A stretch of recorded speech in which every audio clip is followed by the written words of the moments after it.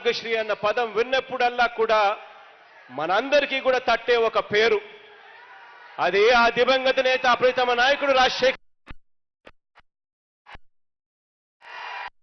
వాడి ప్రాణాలు గాలిలో దీపం అనే పరిస్థితి మార్చిన మనసున్న మనిషి ఆ దివంగత నేత ప్రీతమ నాయకుడు రాజశేఖర రెడ్డి గారు, నాన్నగారు. ఒక ఆరోగ్యశ్రీ కానివ్వండి, ఒక 108 కానివ్వండి, ఒక 104 కానివ్వండి, ఇలా ఏది చూసినా కూడా ఈ అన్ని ఆలోచనలకు కూడా ప్రతిరూపం ఆ దివంగత నేత, ఆ ప్రీతమ నాయకుడు నాన్నగారు రాజశేఖర రెడ్డి గారు. ఖరీదైన కార్పొరేట్ వైద్యాన్ని పేదవాడికి చేరువుగా, అది కూడా ఉచితంగా ఆలోచనతో వచ్చిన ఒక గొప్ప పథకం ఆరోగ్యశ్రీ. ఒకసారి ఆలోచన చేయండి, ఆశ్చర్యం అనిపిస్తుంది. ఆలోచనలతో ఒక గొప్ప పథకం పుడితే ఆ ఒక్క గొప్ప పథకాన్ని ఇక్కడి నుంచి ఎక్కడికో తీసుకొని పోవాల్సినంత గొప్ప పథకాన్ని నాన్నగారు చనిపోయిన తర్వాత ఒక పద్ధతి ప్రకారం దాన్ని నీరు గారుస్తూ వచ్చారు. ఆ ఆరోగ్యశ్రీ పథకం అన్నది ఒక్కసారి ఆలోచన చేస్తే గత ప్రభుత్వ హయాంలో, గత చంద్రబాబు నాయుడు గారి హయాంలో ఒక్కసారి ఆరోగ్యశ్రీ పథకం పరిస్థితి ఏమిటి అని చెప్పి ఒక్కసారి గమనిస్తే ఆ ఆరోగ్యశ్రీ పథకం అన్నది కేవలం 1000 జబ్బులకు మాత్రమే, 1000 ప్రొసీజర్లకు మాత్రమే కట్టడి చేసిన పరిస్థితులు కనిపిస్తా ఉన్నాయి. 1000 జబ్బులకు మాత్రమే కట్టడి చేయడమే కాకుండా అక్షరాల నెట్వర్క్ హాస్పిటల్స్ కు 800 కోట్ల రూపాయల పైచిలకు బకాయిలు పెట్టి సంవత్సరాలు తరబడి ఆ బిల్లులు ఇవ్వకుండా ఎగరగొట్టిన పరిస్థితులు ఆరోగ్యశ్రీలో కనిపించాయి. అటువంటి నీరుగార్చే పరిస్థితుల నుంచి ఆరోగ్యశ్రీని చెయ్యి పట్టుకొని పైకి లాగడం మొదలుపెట్టాం.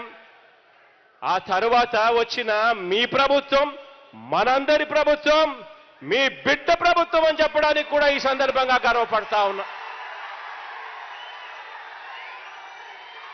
అక్షరాల 800 పైచిలుకుగా పెట్టిన బకాయిలను మొత్తం కూడా ఆరోగ్యశ్రీ ఎంపానల్ హాస్పిటల్ పెట్టిన బకాయిలన్నీ కూడా తీర్చడమే కాకుండా, చిరునవ్వుతో చెల్లించడమే కాకుండా 1000 ప్రొసీజర్లు మాత్రమే ఉన్న ఆరోగ్యశ్రీని ఏకంగా ఈరోజు 3255 ప్రొసీజర్లకు ఈరోజు ఆరోగ్యశ్రీని తీసుకొని పోవడం కూడా, విస్తరించడం జరిగిందని కూడా చెప్పడానికి గర్వపడతా ఉన్నా. ఈరోజు ఆరోగ్యశ్రీ సేవలు అందిస్తా ఉన్న హాస్పిటల్స్ ఎన్నో అక్షరాల 2261 హాస్పిటళ్లకు ఈరోజు విస్తరించామని చెప్పడానికి కూడా గర్వపడతా ఉన్నా. ఈరోజు మన రాష్ట్రమే కాదు, ఎక్కడ పేదవాడికి మంచి వైద్యం అందుతుంది అని అంటే పక్క రాష్ట్రమైనా సరే అక్కడ మంచి హాస్పిటల్ ఉంది, ఆ హాస్పిటల్ వల్ల పేదవాడు మంచి జరుగుతుంది అని అంటే అటువంటి పక్క రాష్ట్రాల్లో ఉన్న హాస్పిటల్ సైతం ఈరోజు ఆరోగ్యశ్రీలో ఎంపానల్ చేసి ఈరోజు పేదవాడికి మంచి చేయాలి అని చెప్పి తపన తాపత్రయం పడే ప్రభుత్వం వచ్చిన తర్వాత ఆరోగ్యశ్రీలో సేవలు అందుకున్న వారు ఎంతమందో తెలుసా? ఈరోజు మనందరి ప్రభుత్వంలో, మీ బిడ్డ ప్రభుత్వంలో మెరుగైన ఆరోగ్యశ్రీలో బాగుపడిన వాళ్ళు అక్షరాల రాష్ట్రంలో 35,71,596 మంది అని చెప్పడానికి కూడా గర్వపడతా ఉన్నా. నిరుపేద ప్రాణం, నిస్సహాయుల ప్రాణం విలువ తెలిసిన ప్రభుత్వంగా మనందరి ప్రభుత్వం ఒక్క ఆరోగ్యశ్రీ మీద చేసిన ఖర్చెంతో తెలుసా? ఒక్క ఆరోగ్యశ్రీ అనే ఒక్క పథకం మీద మనం చేసిన ఖర్చెంతో తెలుసా? అక్షరాల 9,000 కోట్ల రూపాయలని చెప్పడానికి కూడా గర్వపడతా ఉన్నా.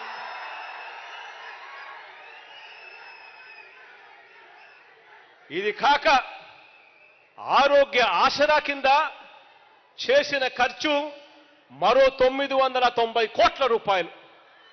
అంటే ఆరోగ్యశ్రీ, ఆరోగ్య ఆసరా ఈ 2 పథకాల మీద చేసిన ఖర్చు అక్షరాల 10,000 కోట్ల రూపాయలు ఈరోజు రాష్ట్ర ప్రభుత్వం ఖర్చు చేసింది అని చెప్పడానికి గర్వపడతా ఉన్నా. ఆలోచన చేయమని అడుగుతా ఉన్నా.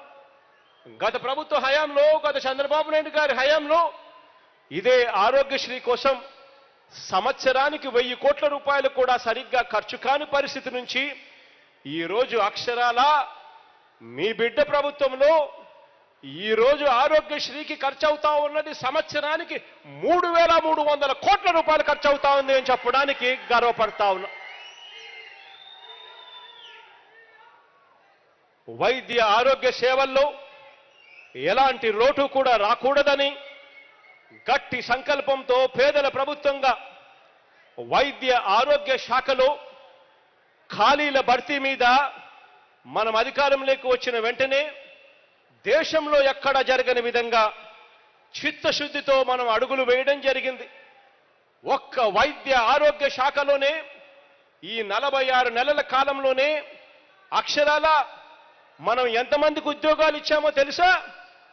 కేవలం ఈ ఒక్క వైద్య ఆరోగ్య రంగంలోనే మనందరి ప్రభుత్వం అధికారంలోకి వచ్చిన తర్వాత మీ బిడ్డ ప్రభుత్వంలో ఈ వైద్య ఆరోగ్య రంగంలో మాత్రమే ఇచ్చిన ఉద్యోగాలు అక్షరాల 48,639 ఉద్యోగాలు ఇవ్వడం జరిగింది అని చెప్పి కూడా సగర్వంగా తెలియజేస్తా ఉన్నా. ఆలోచన చేయమని అడుగుతా ఉన్నా. గతానికి ఇప్పటికీ మధ్య తేడా చూడమని అడుగుతా ఉన్నా. ల్యాబ్ టెక్నీషియన్లు కానీ, స్టాఫ్ నర్సులు కానీ, ఫిజిషియన్స్ కానీ, ఇలా ఈ 4 విభాగాల్లో దేశవ్యాప్తంగా చూస్తే ఆల్ ఇండియా లెవెల్లో ఎక్కడ చూసినా కూడా, ఏ రాష్ట్రంలో అయినా చూసినా కూడా ఉద్యోగాలు శాంక్షన్ అయి ఉంటాయి పేపర్ మీద, కానీ వాటిని ఏ ప్రభుత్వం కూడా చిత్తశుద్ధితో నింపిన పరిస్థితులు ఎక్కడా కూడా ఏ రాష్ట్రంలోనూ కనిపించవు. కానీ ఒక్క ఆంధ్ర రాష్ట్రంలో మాత్రం, మీ బిడ్డ ప్రభుత్వంలో మాత్రం, మనందరి ప్రభుత్వం పేదల ప్రాణాల మీద ఉన్న శ్రద్ధ ఉన్న ప్రభుత్వం కాబట్టి ఒక్కసారి ఆలోచన చేస్తే ఈ 4 కేటగిరీస్లో ల్యాబ్ టెక్నీషియన్స్కి సంబంధించి దేశం మొత్తం మీద 33% పోస్టులు దేశం మొత్తం మీద ఖాళీలుగా కనిపిస్తే మన రాష్ట్రంలో మాత్రం 100కు 100% పోస్టులు భర్తీ అయిన పరిస్థితులు మన రాష్ట్రంలో కనిపిస్తాయి.